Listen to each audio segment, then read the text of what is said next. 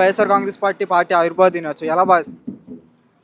ఈరోజు 16 సంవత్సరాల పార్టీ స్థాపించి నిజంగా ఇట్లా ఒక అద్భుతమైన ఆశయంతో ఇలా ఏ పార్టీ కూడా రాలేదు. ఫస్ట్లో ఎన్టీఆర్ గారు ఆశయంతో ఎలా వచ్చారో అదేవిధంగా జగన్మోహన్ రెడ్డి గారు కూడా అదే ఆశయంతో ఈరోజు ఈ పార్టీ అనేది అధికారం కోసం కాదు, అవినీతి కోసం కాదు.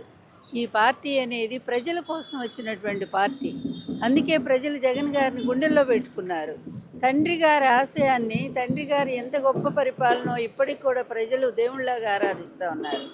అటువంటి తండ్రి గారి ఆశయాలు నిలబెట్టాలని ఇన్ని కష్టాలు పడుతున్నటువంటి జగన్మోహన్ రెడ్డి గారి కంటే గొప్ప లీడర్ ఎవరున్నారు? ఆయన స్థాపించినటువంటి ఈ పార్టీ అదే ఆశయంతో ఆయన 5 సంవత్సరాల అద్భుతమైనటువంటి పరిపాలన ఒక సువర్ణ అధ్యాయంగా ఆంధ్రప్రదేశ్లో మిగిలిపోయింది, ప్రజల మనసులో మిగిలిపోయింది. అటువంటి పార్టీలో ఉండటం అనేది మేము అదృష్టంగా భావిస్తున్నాము. ఈ పార్టీ తిరుగులేదు, 100 సంవత్సరాలు చిరస్థాయిగా మిగులుతుందని నా నమ్మకం. మేడం, ఎన్టీఆర్ గారు తెలుగువారి ఆత్మగౌరవం అని చెప్పి పార్టీ పెట్టారు కదా. ఇప్పుడు చంద్రబాబు నాయుడు గారు ఆ పార్టీ బాధ్యతలు తీసుకున్నా కానీ చాలా ఉంది. మహిళలకి మన లాస్ట్ ఎలక్షన్లో ఎన్నో హామీలు ఇచ్చారు, అవన్నీ నెరవేర్చారంటారా?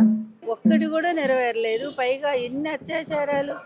ఇప్పటికే ఒక 60 మంది మీద అత్యాచారాలు తెలుగుదేశం వాళ్ళు, జనసేన వాళ్ళు చేస్తే కనీసం ఒక్క కేసు కూడా లేదు.